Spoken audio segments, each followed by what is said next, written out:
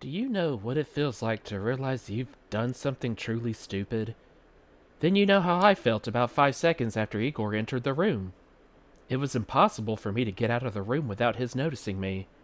If I had just stood there, he might have been angry, but at least I wouldn't have looked as if I had something to hide, as if I had been caught snooping.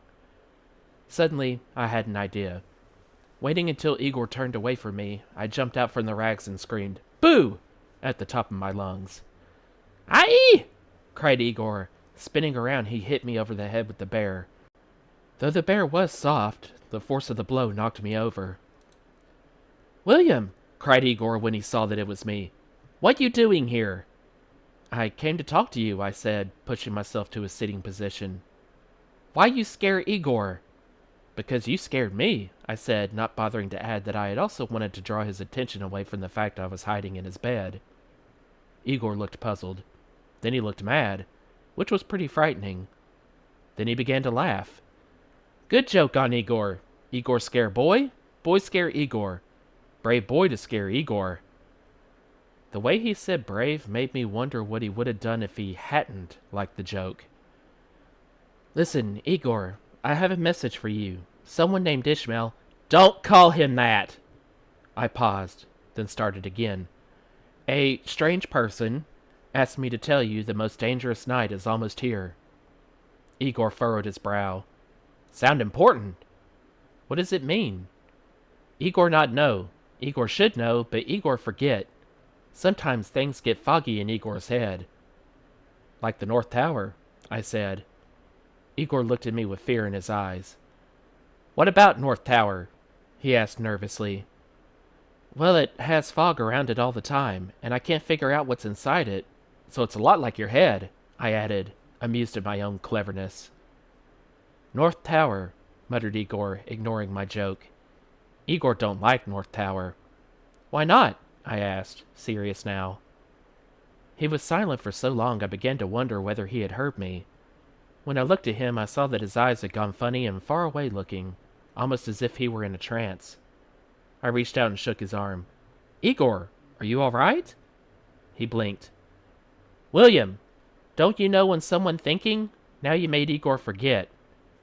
He made one of his humpy shrugs. "Something important up there," he said. "Something very important, and not very good. Igor remember that now. Igor remember that very most long time ago, that tower got locked so it would stay locked forever. Something fierce and bad up there, but Igor don't know what it is. Igor can't remember." He sounded as if he was starting to get angry, so I changed the subject. But his reaction made me more curious than ever about what was in that tower, which reminded me of my original reason for coming down to visit him. "What about the noises?" I asked. "Do you know what causes them?" "What noises?" "The noises I hear at night. They're like moans mostly, as if someone is very, very sad. Or a lot of someones, but I can never find them." "Could be ghosts," said Igor, giving his bear a little squeeze. "Did you ever see a ghost?" I asked. "Don't think so. Hard to tell down here." "Sometimes the noises keep me from going to sleep," I said. "That's why I came to see you tonight. The noises were keeping me awake, and I wanted to ask you about them." As I spoke, I found myself stifling a yawn. Igor looked at me for a moment. "Here," he said at last. "Hold bear. Bear good for sleeping." I woke in my own bed. I was confused at first. How had I gotten here? Then I began to have foggy memories of Igor guiding me up the long stairway from the dungeons. I had been stumbling with exhaustion. Finally, Igor had just picked me up. Cradled in his arms, I had collapsed into a deep sleep. I was wondering how Igor had known where to bring me when I was distracted by something moving under the covers. It was Mervyn. He climbed onto my pillow and stared at me, his whiskers twitching expectantly. "If you want breakfast, you'll have to wait until I get some myself," I said, tapping him on the head with my finger. Climbing out of the bed, I shook myself out of my clothes, which were fairly filthy after the past night's adventures. Later, I would take them down to the room where Hulda kept the wash tubs. She didn't do laundry very often, once every several weeks at most. But I had plenty of clothes, and if I ran out, I could always find more in one of the abandoned rooms. "You look tired this morning," shouted Hulda when I stumbled into the kitchen 15 minutes later. "I didn't sleep well last night," I said as she scooped up a bowl of porridge and handed it to me.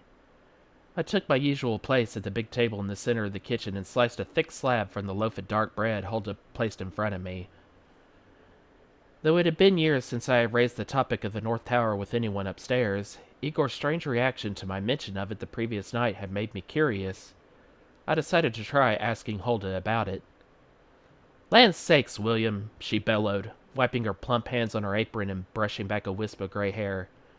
"What do you want to ask a question like that for? Anything in this castle that's locked is probably locked for a reason. My guess is that tower went so long without anyone cleaning it that the Baron decided it was easier to lock the door and forget it than to take care of the mess. After all, the last housekeeper didn't take care of this place the way I do." I resisted an urge to snort. I had been writing my name in the dust in various places around the castle since Carl had first taught me how to, over 6 years earlier. As far as I knew, the only signatures that no longer existed were the ones that had been covered by new dust. Fortunately, Hulda's cooking was better than her cleaning. Slicing another piece of bread, I ate half and tucked the other half in my shirt to share with Mervyn later.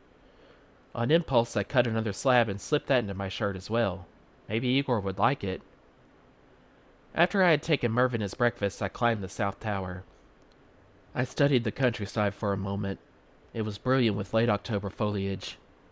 Next, I turned my gaze on the north tower. As always, it was swathed in a thick mist. What was in there? I decided to ask Carl.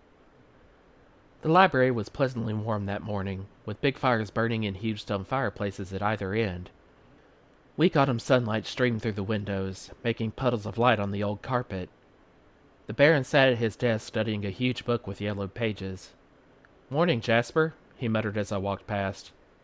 "Good morning, sir," I said, annoyed that, as usual, he had forgotten my name. Carl sat at the far end of the library repairing the binding of an old book. "How are you today, William?" he asked when I walked up. "Just fine," I replied. I watched him for a moment, admiring the way his long fingers worked the glue in the leather to make the repair mark almost invisible. When he was finished, I said, "Carl, why is the North Tower locked?" His fingers slipped, making a botch of the careful work he had just done. He didn't seem to notice. "Why do you want to know now?" His voice was low, almost a hiss. "Well, it's the only place in the castle I can't go. There must be some reason." "I'm sure there is," said Carl, his voice even lower than before.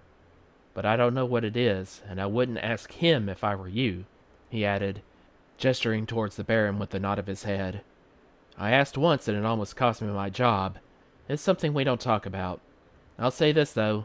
Anything in this castle that's locked probably has good reason to be, so I wouldn't go messing with it if I were you." "But that's all I have to say about it," snapped Carl. I turned and walked away, puzzled and angry. I decided it was time to go see Igor. The trip was easier now that I had made it a couple of times, and it seemed to take less time to reach his cell. "William!" he cried joyfully when he saw me at the door. "Glad you here." "I brought something for you," I said, reaching into my shirt and taking out the slab of bread I had saved for him. Igor's eyes lit up. "Food!" he cried, reaching for it. Snatching the bread from my fingers, he turned and began to stuff it into his face. "I'm glad you like it," I said, surprised and amused by his reaction. Feeling a sudden fondness for Igor, who might have been odder than anyone else in the castle but was at least willing to talk to me, I patted him on the back. "Don't do that!" he screamed, spinning around and staring at me with a look of anger so intense it made me fear for my life. His fists were clenched and he was trembling with rage. I shrank against the wall, well aware that he could tear me limb from limb if he wanted. He started toward me.